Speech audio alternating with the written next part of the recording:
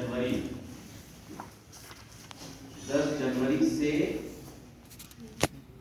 9 फरवरी तक, तो 10 जनवरी 2022 से 9 फरवरी 2022 तक ऑनलाइन फॉर्म भरे जाएंगे। इन्होंने सूचना निकालने का पर्याप्त समय दिया है ऑनलाइन फॉर्म की शुरुआत होने में, और इसमें टाइम की भी मेंशन की है। ये दोपहर 12 बजे से शुरू हो जाएगा और उस दिन रात के 12 बजे तक फॉर्म भरा जाएगा। एक चीज और जो एमपीपीएससी के ऑनलाइन फॉर्म में वो करते हैं, आपको फॉर्म में कोई अगर गलती हो गई हो तो उसको सुधार करने का अवसर देते हैं। तो सुधार के लिए जो है जनरली जब से फॉर्म भरना शुरू होता है उसके कुछ दिन बाद से वो त्रुटि सुधार के लिए समय देते हैं, और लास्ट डेट के कुछ दिन बाद तक भी सुधार अलाउड होता है। इस नोटिफिकेशन में त्रुटि सुधार के लिए 15 जनवरी से 11 फरवरी 15 जनवरी से 11 फरवरी तक त्रुटि सुधार के लिए। वैसे तो अमूमन किसी फॉर्म को भरने के बाद त्रुटि सुधार की आवश्यकता पड़नी नहीं चाहिए। अगर आपको त्रुटि सुधार की जरूरत पड़ रही है यानी कि आपने बहुत लापरवाही से पहली बार फॉर्म भरा है, और त्रुटि सुधार में भी नामों की स्पेलिंग वगैरह बदलने का ऑप्शन नहीं रहता, लेकिन कुछ और आपकी कैटेगरी आप डालने में गलती कर गए थे या कोई और एड्रेस वगैरह में आपसे कुछ छूट गया था, ऐसी चीजें हो त्रुटि सुधार कर सकते हैं। लेकिन त्रुटि सुधार में अलग आपको 50 रुपए की फीस एमपीपीएससी को देनी पड़ती है। तो एमपीपीएससी भी डिस्करेज करता है कि आप बार बार करेक्शन करने के लिए आए। जो तीसरी इंपॉर्टेंट डेट है वो है एग्जाम की डेट। एग्जाम की डेट से पहले जो एज की कैलकुलेशन होगी, एज की कैलकुलेशन जो है वो 1 जनवरी 2022 को होगी। ये इंपॉर्टेंट डेट है, इसको समझ लें। कहीं अभी किसी ने मुझसे YouTube पे ही पूछा था कि मेरी 20 वर्ष की उम्र है, क्या मैं एमपीपीएससी दे सकता हूँ? आपकी आज कितनी उम्र है इससे कोई फर्क नहीं पड़ता है। आपकी उम्र 1 जनवरी 2022 को कितनी है? जहां तक मुझे ध्यान है एमपीपीएससी आप 21 वर्ष की आयु पूर्ण कर चुके हैं तो दे सकते हैं, और जनरल कैटेगरी के लिए शायद 40 वर्ष अधिकतम है, और हर कैटेगरी के लिए कुछ एज रिलैक्सेशन है। इसके बाद इसमें एज रिलैक्सेशन को लेकर एक विशेष परिशिष्ट है, मैं उसकी डिटेल में नहीं जाऊंगा, लेकिन आयु सीमा में छूट को लेकर बहुत डिटेल है, और सभी लोगों के लिए इंपॉर्टेंट नहीं है। उन लोगों के लिए जो भूतपूर्व सैनिक रहे हैं ऐसे लोगों के लिए महत्वपूर्ण है। तो जो 21 वर्ष और 40 वर्ष की आयु है वो 1 जनवरी 2022 को काउंट होगी। यानी कि अगर आपका बर्थडे 5 जनवरी को पड़ता है ना, अब आप आज की डेट में 20 वर्ष के हैं और 5 जनवरी 2022 को आपका बर्थडे आएगा तो आप 21 साल पूरे कर देंगे, तो आप इस एग्जाम में नहीं बैठेंगे। लेकिन आपका बर्थडे 26 दिसंबर को है और 26 दिसंबर को आपके 21 वर्ष पूरे हो गए तो आप 1 जनवरी को आप 21 पूरे हो गए तो आप इस एग्जाम में बैठ जाते हैं। It is as simple as that. ठीक है, तो ये केवल उन लोगों के लिए चिंता की बात है जो अभी 20 साल के हैं और 21 के होने वाले हैं। बाकी जो 21 से ऊपर हो गए उनके लिए इससे कोई फर्क नहीं पड़ता है। जो लोग एज के उस लिमिट में हैं जहाँ ओवर एज होने वाले हैं उनके लिए महत्वपूर्ण है कि ये अगर इस डेट के पहले उनकी एज कंप्लीट हो गई तो फिर वो एग्जाम नहीं दे पाएंगे। तो जो भी 40 की या किसी कैटेगरीज में हो सकता है 5 साल का रिलैक्सेशन हो 45 की, वो एज अगर 1 जनवरी से पहले वो एज क्रॉस कर गए।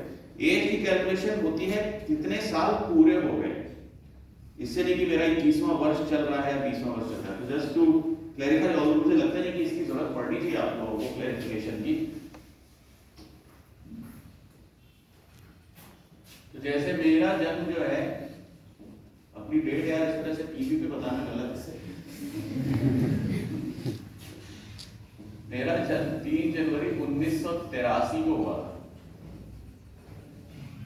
अगर मेरा जन्म 1983 को ना हुआ होता और 2001 में हुआ होता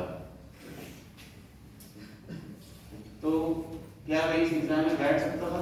यस। बैठ सकता था या नहीं बैठ सकता था? तो 3 जनवरी 2001 को अगर मेरा जन्म हुआ होता, 1 जनवरी 2022 को मेरी उम्र कितनी होती? 20 साल और 363 दिन, लेकिन 21 साल पूरे नहीं हुए होते। सही बोल रहा हूँ ना? 3 जनवरी 2022 को मेरे 21 साल पूरे हुए, तो मैं इस एग्जाम में बैठने के लिए एलिजिबल नहीं होता। लेकिन अगर मेरा जन्म 3 जनवरी सन 2000 को हुआ होता, तो मेरे 3 जनवरी 2021 को 21 वर्ष पूरे हो गए थे। 21 वर्ष 363 दिन का मैं होता 1 जनवरी 2022, तो मैं दे सकता था। कितने आयु पूर्ण हो चुकी है वो इंपॉर्टेंट है। यही अगर 3 जनवरी की जगह इससे फर्क पड़ा, भी आपके हाथ में नहीं कि आप महीने किस महीने पैदा हो गए, है ना? किसी का अगर 26 दिसंबर 2000 को हुआ है तो वो दे सकता है परीक्षा, दे सकता है, जाहिर सी बात। और अगर उसका 26 दिसंबर 2001 हुआ है, नहीं दे सकता, क्योंकि वो 26 दिसंबर 2022 में जाकर 21 वर्ष होगा, तो इस समय वो 20 वर्ष और कुछ दिनों का ही होगा। ठीक है, तो ये एक इंपॉर्टेंट चीज है, मुझसे बहुत बार बच्चे पूछते रहते हैं ऑनलाइन, इसलिए मैंने सोचा कि इसको मैं बना दूं ताकि ये वीडियो में लोगों को स्टे कर सकें। जो सबसे प्रमुख डेट है, जिस पे हमको ध्यान देने की जरूरत है, और उम्मीद करते हैं कि डेट नहीं बदलेगी, वो है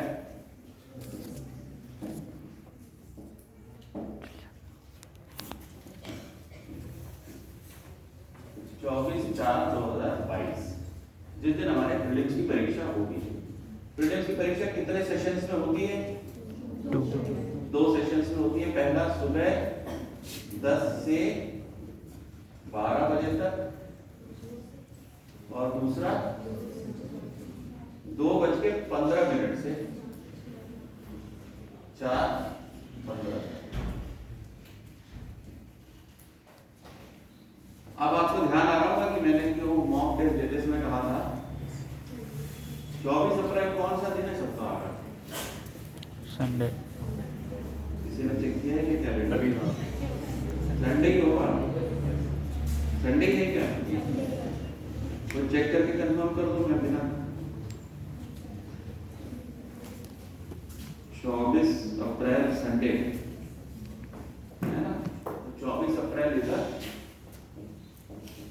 संडे।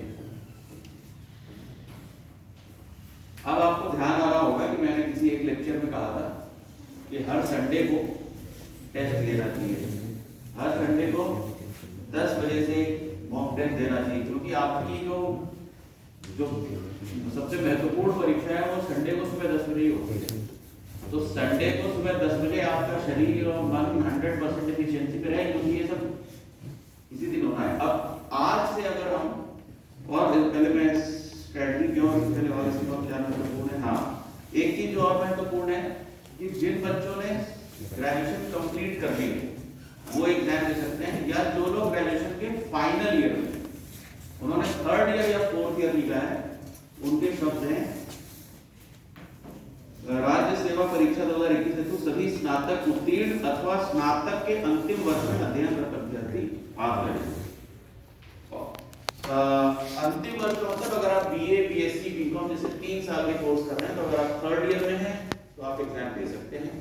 और अगर आप 4 इयर्स कोर्स कर रहे हैं, कोई बीटेक, बी इस तरह का, या 5 इयर्स कोर्स कर रहे हैं, एमबीबीएस या एलएलबी जैसा, तो उसके 4th ईयर या 5th ईयर में होंगे। यानी कि इनका ऑब्जेक्टिव ये है कि जब तक आपका एग्जाम होगा मेंस का, तब तक आपकी डिग्री कंप्लीट हो जानी चाहिए। एक और छोटा सा पॉइंट है जो बच्चे ध्यान देना भूल जाते हैं, वो है कि अभ्यर्थियों का मध्य प्रदेश राज्य के रोजगार कार्यालय में जीवित पंजीयन होना अनिवार्य है। आप में से कितने लोगों का रोजगार कार्यालय में पंजीयन है? कुछ का है, कुछ का नहीं। ये बहुत सरल प्रोसेस है, उसके लिए कहीं जाना नहीं पड़ता है, ऑनलाइन करना होता है। आपके आधार से लिंक करके आधार आईडी वगैरह देना पड़ता है। मुश्किल से 15 से 20 मिनट का काम है ऑनलाइन। ये आपको जरूर कर लेना चाहिए। ये न केवल एमपीपीएससी की परीक्षाओं में, बल्कि व्यापक की, पीवी की परीक्षाओं में, सभी में ये रोजगार कार्यालय का जीवित पंजीयन होना अनिवार्य है। तो उसमें मैं बहुत ज्यादा टाइम नहीं लगाऊंगा। दिक्कत भी नहीं होती। सिंपल सा एक पोर्टल है, उस पर जाना होता है और अपना आधार आईडी, आधार नंबर देके, आधार के साथ एक ओटीपी आता है, वो सब देके आपको अपना रजिस्ट्रेशन करना हो। उसके लिए आप बहुत टाइम हो, आप रजिस्ट्रेशन करा लें, क्योंकि जब आप ऑनलाइन फॉर्म भर रहे होंगे तो आपसे पंजीयन क्रमांक वो मांगेंगे कि वो रजिस्ट्रेशन नंबर क्या है। इसके अलावा चाहे तो हम थोड़ा बहुत बता सकते हैं कि कितनी सीट्स आई हैं इस नोटिफिकेशन में। जो इसको बोर्ड पे लिखने का कोई मतलब नहीं है, मैं आपको बस पढ़ के बता देता हूँ। जो सबसे इंपॉर्टेंट पोस्ट जिसके लिए हम एमपीपीएससी जनरली देते हैं वो है डिप्टी कलेक्टर की। डिप्टी कलेक्टर के लिए टोटल 27 पद आए हैं। इसमें अलग अलग रिजर्वेशंस मिला के 8 पद अनारक्षित, 4 एससी के, 5 एसटी के, 7 ओबीसी के और 3 इकोनॉमिक वीकर सेक्शन के। फिर उसमें से मूल निवासी महिलाओं के लिए आरक्षित पद हैं। फिर भूतपूर्व सैनिकों के लिए डिप्टी कलेक्टर में कोई पद इस वक्त आरक्षित नहीं और दिव्यांगजनों के लिए 2 पद आरक्षित हैं। कुल 27 पद डिप्टी कलेक्टर के हैं। उसके बाद डीएसपी के 15 पद हैं सभी कैटेगरीज के मिला के। वाणिज्यिक कर अधिकारी के 2 और जिला पंजीयक वाणिज्यिक कर का 1 पद है। स्कूल शिक्षा के सहायक संचालक के 20 पद हैं। सहकारिता विभाग के सहायक आयुक्त के 6 पद हैं। श्रम विभाग के श्रम पदाधिकारी के 2 पद हैं। मुख्य नगर पालिका अधिकारी श्रेणी ख के 2 पद हैं। पंचायत ग्रामीण विकास के सीओ जनपद के 13 पद हैं। विकास खंड अधिकारी के 14 पद हैं। ये सारे द्वितीय श्रेणी के पद हैं, क्लास 2 ऑफिसर्स के पद हैं। इसके अलावा क्लास 3 में जो सबसे इंपॉर्टेंट पोस्ट होती है वो होती है नायब तहसीलदार। नायब तहसीलदार के 43 पद हैं, काफी बड़ी संख्या में पद हैं नायब तहसीलदार के। श्रम विभाग के सहायक श्रम पदाधिकारी के 2, नगरीय विकास में मुख्य नगर पालिका अधिकारी श्रेणी ग के 5, वाणिज्य कर निरीक्षक के 20, उप पंजीयक वाणिज्य कर के 6, सहकारिता विभाग के सहकारिता निरीक्षक के 18 और वित्त विभाग में मध्य प्रदेश अधीनस्थ लेखा सेवा के 87। तो ये मध्य प्रदेश अधीनस्थ लेखा सेवा जिसमें assistant treasury officer, assistant pension officer जैसे पोस्ट होते हैं उसके 87 पद हैं। टोटल 283 पोस्ट निकली हैं क्लास 2 और क्लास 3 मिलाकर। तो मेरे ख्याल से अच्छी खासी संख्या में वैकेंसी निकली है। जो महत्वपूर्ण डेट्स हैं वो विज्ञापन 22 दिसंबर को निकल चुका है। ऑनलाइन आवेदन प्रारंभ होगा 10 जनवरी से और लास्ट डेट है 9 फरवरी। त्रुटि सुधार 15 जनवरी से शुरू होगा, उसकी अंतिम डेट है 11 फरवरी। प्रवेश पत्र की उपलब्धता आपको एग्जाम के 10 दिन पहले 15 अप्रैल से आपको प्रवेश पत्र इनके एमपीपीएससी की वेबसाइट पे अवेलेबल हो जाएगा और परीक्षा की तिथि है 24 अप्रैल। सेंटर कहां पड़ेगा? सेंटर जितने मध्य प्रदेश के जिला मुख्यालय हैं सभी जिला मुख्यालयों पर सेंटर होगा। तो जो आप सीहोर के विद्यार्थी हैं आपका सेंटर आप सीहोर पढ़ सकते हैं। और इसमें मेरे ख्याल से फॉर्म में सेंटर भरने की वो भी होगी, फ्रीडम होगी कि आप कौन सा सेंटर भरना चाहते हैं। इन्होंने सेंटर के शहर बताए हैं और पूरे 52 जिले के 52 जिला मुख्यालय इसमें हैं।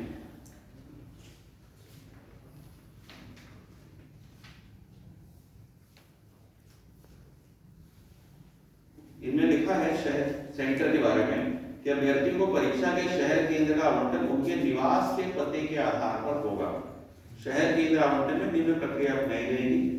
मध्य प्रदेश के निवासियों के लिए वर्तमान पता, इसका प्रमाण आवेदन पत्र के साथ अपलोड किया जाए और परीक्षा शहर ये ऑटोमेटिक निम्नानुसार भरे जाएंगे।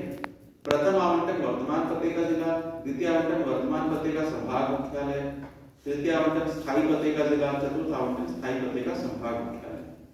आवेदक को उपरोक्त क्रम में परीक्षा केंद्र आवंटित किए जाएंगे, किंतु परीक्षा केंद्र की क्षमता तथा प्रशासनिक व्यवस्था के अनुरूप अन्य केंद्र आवंटित किए जा सकेंगे। केंद्र परिवर्तन हेतु कोई भी पत्राचार मान्य नहीं किया जाएगा। अन्य प्रदेशों के अभ्यर्थियों को इंदौर, भोपाल, ग्वालियर तथा जबलपुर में से 2 विकल्पों का चयन करना होगा। परीक्षा केंद्र का आवंटन आयोग द्वारा प्रशासनिक सुविधा को दृष्टिगत किया जाएगा। आवेदक परीक्षा शहर का चयन सावधानी पूर्वक करें। परीक्षा शहर के संदर्भ में अभ्यर्थी द्वारा प्रस्तुत अगर मान्यता को किसी भी स्थिति में बदला नहीं जाएगा। इसमें मेरा सुझाव मध्य प्रदेश में रहने वाले बच्चों से है कि जहां आपका स्थायी निवास है और अगर वर्तमान पता भी वही है तो आपको वर्तमान पता, जनरली बच्चे भोपाल या इंदौर में तैयारी करते रहते हैं तो भोपाल या इंदौर का पता वर्तमान पता में करेंगे तो उनको वहीं का सेंटर मिलेगा, क्योंकि भोपाल और इंदौर जैसे शहरों में स्टूडेंट्स की संख्या ज्यादा होती है जिन्होंने फॉर्म भरा हो और सेंटर्स में उतनी कैपेसिटी ना हो तो उन लोगों के स्थायी पते पे भी सेंटर मिल सकता है। मोस्टली मेरा जो तजुर्बा रहा है, लोग जो सेंटर सप्लाई करते हैं लोगों को वही सेंटर मिल जाता है, बहुत ज्यादा दिक्कत नहीं होती। लेकिन अगर सेंटर किसी और शहर में मिले तो सेंटर आप बदलवा नहीं सकेंगे, इसलिए अपना इसमें माथा पच्ची बिल्कुल मत कीजिएगा। आयु सीमा जैसा मैं कह रहा था 21 वर्ष की आयु पूर्ण कर ली हो किंतु 40 वर्ष की आयु पूर्ण न की हो, और ये उन पदों के लिए जिसमें वर्दी नहीं पहननी होगी, गैर वर्दीधारी पद यानी कि डिप्टी कलेक्टर, नायब तहसीलदार और सहकारिता विभाग वगैरह। वर्दीधारी पद जितने जैसे डीएसपी का उसमें पद निकला है, वर्दीधारी पदों के लिए 21 वर्ष की आयु पूर्ण कर ली हो किंतु 33 वर्ष की आयु पूर्ण ना की हो। तो गैर वर्दीधारी पद के लिए 21 से 40 वर्ष और वर्दीधारी पद के लिए 21 से 33 वर्ष, और इसकी कैलकुलेशन जैसा हमने कहा 1 जनवरी 2022 को होगी। इसके अलावा पुलिस डिपार्टमेंट कुछ विभाग ऐसे हैं जिसके लिए फिजिकल क्वालिफिकेशन भी रहेगी, शारीरिक संरचना की, जिसमें पुलिस विभाग, वाणिज्यिक कर आबकारी विभाग, जेल विभाग तथा परिवहन विभाग के वर्दीधारी पदों हेतु शारीरिक मापदंड है कि पुरुषों की ऊंचाई 168 सेंटीमीटर, महिलाओं की 155 सेंटीमीटर और सीने का घेरा वगैरह ये इसमें दिया हुआ है। ये केवल उन्हीं पदों के लिए जो वर्दीधारी पद हैं, और इसका टेस्ट जो है वो आपके मोस्टली मेंस और उसके इंटरव्यू के बाद मेडिकल जब होगा उसमें चेक किया जाएगा।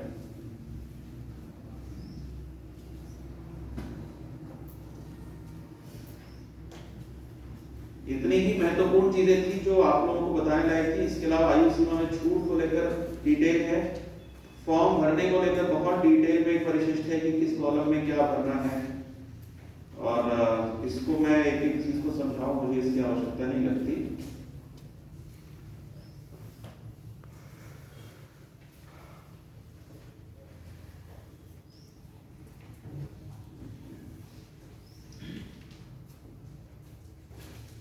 जो दो बातें और मैं परीक्षा के नोटिफिकेशन पे कहना चाहूंगा। पहला तो ये जो नोटिफिकेशन है ये पूरे एग्जाम के लिए है, प्रीलिम्स के साथ साथ मेंस के लिए भी है, और तो मेंस के लिए भी वो अलग से डेट्स वगैरह अनाउंस कर सकते हैं बाद में। इसमें आपको एमपीपीएससी की जो वेबसाइट है mppsc.nic.in या mppsc.com, दोनों वेबसाइट्स पे इनकी इंफॉर्मेशन आती है। ये वेबसाइट्स आपको लगातार आपको देखते रहना चाहिए कि कोई उसमें चेंज तो नहीं आया। दूसरी महत्वपूर्ण बात ये कि ये केवल प्रारंभिक परीक्षा है, प्रीलिम्स जो है 24 अप्रैल को जो हो रही है, प्रारंभिक परीक्षा में आपका जितना स्कोर आता है इसका आपके फाइनल सिलेक्शन पर कोई असर नहीं पड़ेगा। प्रारंभिक परीक्षा केवल आपको एलिजिबल करेगी मेंस की परीक्षा देने के लिए। जो सिलेक्शन है वो केवल मेंस और उसके बाद होने वाले इंटरव्यू, उन दोनों के मार्क्स के आधार पर होगा। ये परीक्षा जो है ये ओएमआर शीट से होगी। ओएमआर शीट पे आप लोगों ने कभी परीक्षा दी है? दी है, तो चलो आपको ओएमआर शीट के बारे में आइडिया है। ओएमआर शीट को लेकर इस नोटिफिकेशन में एक परिशिष्ट 3 है जो केवल ओएमआर शीट के बारे में बात करता है। मैं लोगों से रिक्वेस्ट करूंगा कि इसको 5 मिनट लगा के आपको इस परिशिष्ट को पढ़ लेना चाहिए। मैं इसके मेन पॉइंट जो है बस आपको बता देता हूं। इसके लिए आपको काला बॉल पॉइंट पेन चाहिए, ब्लैक बॉल पॉइंट पेन। तो इन्होंने खुद इसमें भी आपके लिए लिखा है कि आप अपने साथ परीक्षा कक्ष में कम से कम 2 काले बॉल पॉइंट पेन अवश्य लाएं। गोले भरने के लिए केवल काला बॉल पॉइंट पेन का ही उपयोग करें। गोलों को पूरी तरह गहरा काला करें, अधूरा अस्पष्ट या हल्का काला करने पर ओएमआर शीट स्कैनर द्वारा नहीं जांची जा सकती। उस पर कोई रफ कार्य ना करें, उसको मोड़े नहीं, उसको फोल्ड नहीं करें, काटे नहीं वगैरह वगैरह इसमें लिखा हुआ है। उसमें रोल नंबर भी आपको ओएमआर शीट में उन डिजिट्स में सर्कल करना पड़ेगा।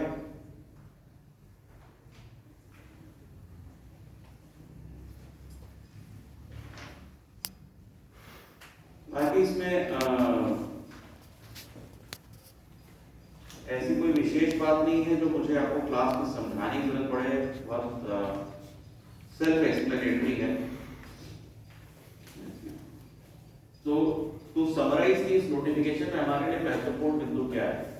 पहला महत्वपूर्ण बिंदु ये है कि हमारा छोटा सा लेकिन जरूरी काम है कि हमारा रोजगार कार्यालय का पंजीयन हम ऑनलाइन करा लें, 10 जनवरी के पहले करा लें। 10 जनवरी से फॉर्म लाइव हो जाएगा। अगर आप श्योर हैं कि आपको इस बार एमपीपीएससी का प्रीलिम्स देना है तो आप आखिरी दिन 9 फरवरी तक का इंतजार नहीं करें, आप 10 जनवरी या 11 जनवरी को जाकर अपना फॉर्म भर दें। क्योंकि ये भी देखने में आता है कि जब आखिरी डेट होती है एक साथ सभी लोग ऑनलाइन फॉर्म भरते हैं तो उनका सर्वर पे लोड बढ़ जाता है, कई बार वो हैंग करेगा, स्लो रिस्पॉन्स करेगा, लास्ट मिनट में रात के 12 बजे पोर्टल बंद हो जाएगा और आपका फॉर्म पूरा भर नहीं पाएगा। तो 10 जनवरी से 9 फरवरी का टाइम है, इनफ टाइम है। फॉर्म भरने में मुझे नहीं लगता है कि 2 से 3 घंटे से ज्यादा लगेगा। जो लोग खुद लैपटॉप या फोन पर एक्सेस कर सकते हैं वही भर लेंगे, नहीं तो एमपी ऑनलाइन के किसी कियोस्क सेंटर पे जाकर कर सकते हैं। त्रुटि सुधार का ऑप्शन जरूर है, लेकिन मेरी सलाह ये रहती है कि ऐसी कोई गलती नहीं करनी चाहिए जिसके लिए बाद में त्रुटि सुधार करना पड़े, है ना। उसको कई बार मैं जब खुद एक परीक्षा बॉडी का डायरेक्टर था प्रोफेशनल एग्जामिनेशन बोर्ड का, हम भी अपने फॉर्म्स में त्रुटि सुधार का अवसर देते थे। कई बार बच्चे अपने छोटी ऐसी भयंकर गलती करते हैं, लोगों ने अपना जेंडर भी गलत मारा और बाद में उसको बदलने के प्रयास कर रहे हैं और बहुत ही हास्यास्पद हो जाता है कैंडिडेट की एग्जामिनेशन बॉडी के लिए, क्योंकि केवल मेल फीमेल में क्लिक करना होता है, वो गलत क्लिक हो जाता है और आदमी सबमिट करने से पहले ध्यान नहीं देता। इस तरह की अगर छोटी गलतियां होती हैं तो आपका इंप्रेशन खराब पड़ता है एग्जामिनेशन बॉडी को कि आप अगर फॉर्म भरने में ही इतने छोटी बातों का ध्यान नहीं दे सकते तो आप एग्जाम क्या निकाल पाएंगे। तो फॉर्म एक बार तसल्ली से देख के आप भर रहे हैं, त्रुटि सुधार की आवश्यकता नहीं पड़नी चाहिए।